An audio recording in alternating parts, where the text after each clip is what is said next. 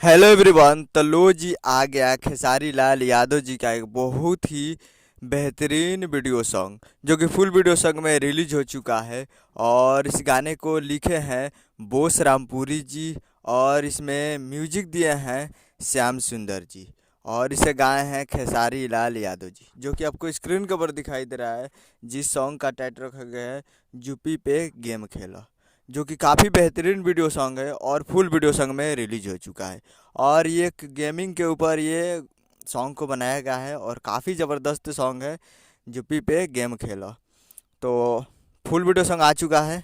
आज video song releasing on 18 मार्च को सुबह सुबह फुल वीडियो सॉन्ग को रिलीज कर दिया गया है। तो आप लोग अभी तक इस वीडियो को नहीं देखे हैं तो आप लोग जाइए और जाकर आप इसे आदि शक्ति फिल्म्स भोजपुरी यूट्यूब चैनल पे फुल वीडियो सॉन्ग जाकर देख सकते हैं। आज 18 तारीख को फुल वीडियो सॉन्ग रिलीज हो चुका है, तो जाइए और जाकर देखिए। उम्मीद कर रहा हूँ कि वीडियो अच्छा लगा तो चैनल को सब्सक्राइब बेल आइकन प्रेस करिए। मिलते हैं अगले में। जय हिंद, जय भोजपुरी।